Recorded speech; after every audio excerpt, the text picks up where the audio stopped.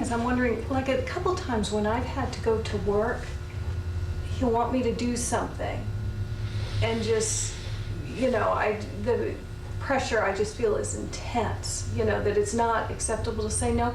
And I'm wondering what gets... As you're leaving? Yeah. He'll say, oh, well, it'll just take a minute, and this, and what I'll do is I'll buckle in, and then I'll get more and more anxious, as it gets later, and then finally I'll say, I just can't, and then he'll be furious with me. But I'm wondering, what do you feel when Now, I first of all, would you say agree no? that what happens? That she's leaving and you say, would you hang up the towels? And she says, really, I don't have time right now. And you say, it'll only take you a minute. And then she says, okay, and then does it, but she doesn't get it done, gets anxious, then says, finally, I can't do it. And then you say, I'm mad at you. Would you agree that tends to happen? Yeah, it happens sometimes. Okay. So Yeah. then she could ask you what goes on inside. She can't ask you that if you say, no, it doesn't happen. Right. Okay, so she can ask you what. Well, I think what it's goes the on same inside. thing I just said now. I mean, it's kind of the same circumstance. I mean, But I wonder, you mean... What's the anxiety you feel, Yeah. Mark, so that you're not able to say you don't want to do it now? Fine, we'll do it later. well, that I guess the anxiety is like, one, that whatever the particular thing I'm talking about won't get addressed, or that she doesn't care about it, and then kind of at a bigger scale that Eve is kind of has an effort going on, kind of a I don't want to say a consistent effort to put the relationship in a system where Eve gets heard about things that are problems for her, things she needs or whatever, and that my things just get pushed off or neglected, or just not heard or whatever, Okay. or Right, so devalued, basically, your needs will not matter in the relationship. Right. or devalued. And then what happens? Okay, what do you want to ask them? So Right. what feelings get touched when Right. your Yeah. needs are important? When Yeah. you are not important. Right. Well, like it's, just kind of feeling powerless and worth less. Not to, like, somehow I'm not okay, or I'm not good enough, or not. And I guess it's kind of a feeling of hopelessness too. It's just kind of like, well, it's like it's never, just kind of despair about it in that way. That it's just not going to be able to No. change. There's nothing I can do to make The it thing change. that Eve has mentioned in the past several times is that the timing is a factor. It isn't that you two are sitting in the living room, the kids are asleep, you're both reading, and there's an hour or two left of the evening, and you say to her, there's something I want to talk to you about. That's not the story. The story she always tells is that she's getting ready to leave, and you say to her, I want to say something to you. Yeah, whenever Well, there's a it's kind of- separation, I'm going to go to sleep. It's kind of a dynamic that we both do with each other, because Eve likes to sometimes drop like a criticism on me right at a time, and like drop it on me and then say, I gotta go to sleep, gotta do something else. And I think in my own way I kind of, say, well, let's talk about something that's bothering me or whatever, at a time when, it's it's just, it's stressful and I wonder inappropriate. if But you did you look hear at the, wait, honey, did you hear the interpretation she made? She made an interpretation. She said, it always happens at a time when we're going to separate. Either I'm going to go to work, or I'm going to go to Okay. sleep, Or I have to take the kids to school. or I if have to take happens. the children to school. Right. So that, that would imply that part of the issue has to do with something more basic than, you don't love me, you don't care about me, I'm not important. Something at the level of attachment, detachment, Well, separation, abandonment, yeah, I mean, loss. if I have those core feelings going on, then obviously something like, there's some dynamic like that Can you, that's going on inside. can you experience, I mean, can you get touch with that? Well, again, trying to somehow fix something I didn't, get in my own childhood through Eve, that somehow my caregivers or parents were not available, or not, and I was kind of like my last ditch effort, or last desperate effort to try to get whatever it is I need. And, you know, as a child, having them be away for the day or for the evening or whatever, you know, seemed like an eternity. So even now, it's like, as an adult, it's really not that big a deal to talk about it, you know, this time or that time or whatever. Or leave a message on the answering machine, you know, could you think about this or deal with it or whatever.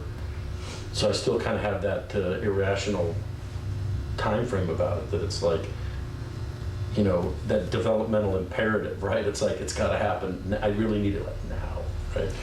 So I get that's probably that's what happens. I need it now because I need to know that you're here. I need to know that. So do that again with your parents. How would?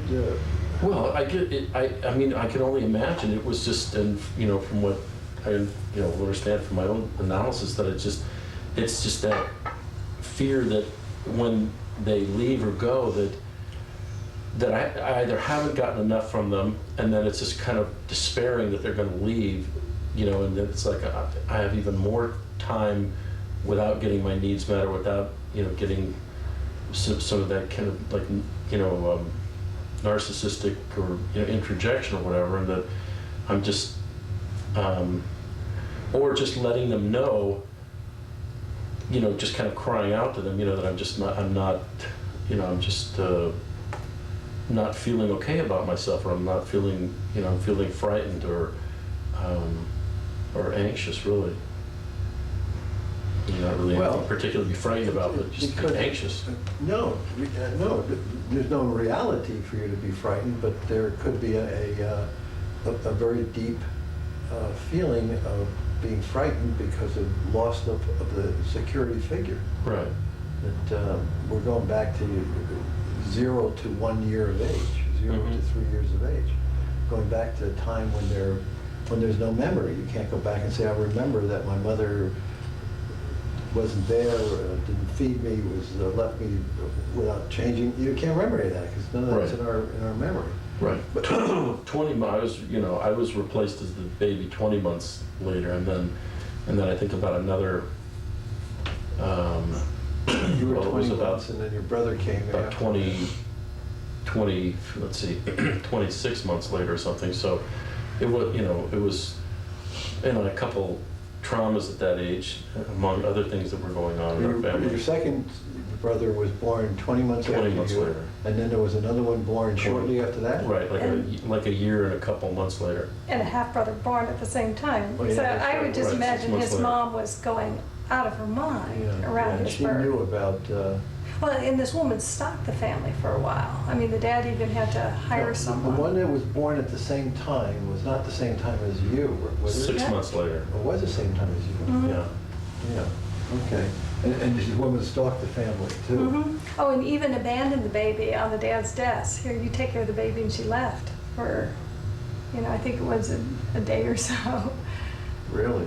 Yeah, I mean, this woman was really I don't have borderline. pretty drama, yeah. So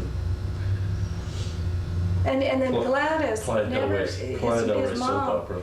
mom never told anyone, because I think she felt so ashamed, that her husband was having an affair. So I'm thinking, being alone with this, with a new baby, I mean, it must have just been. Had the affair ended at the time that is that why she was going crazy, the other woman? Well, the other woman called his mom up the day she got back from the hospital with Mark and said, I'm having your husband's baby.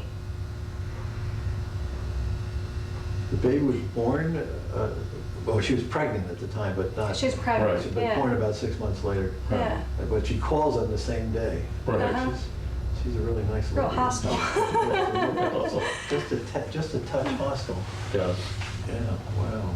So that must have really threw her, that's your point. Oh, which and there was made no her- one that she would allow herself to turn to, so she... So she was distracted, probably Oh, preoccupied, probably depressed. distraught, which meant that, see, what we're postulating is that there was some deficiency in the attachment process between you and your mother at that very early, those very early weeks, days, and months of your life.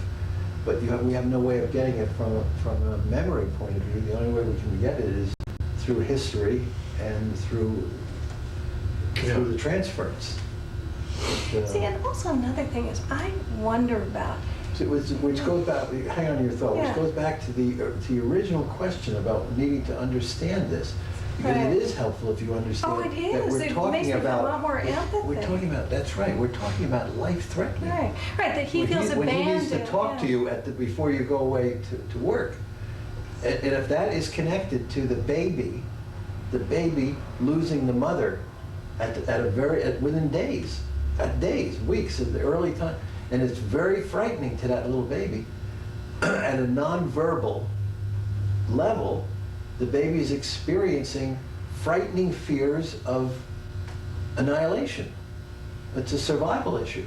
So when he says to you, I need to talk to you right now before you leave, not the little child, not the boy, the baby inside of him is saying, don't leave me because I'll die. Yeah. It's very powerful stuff.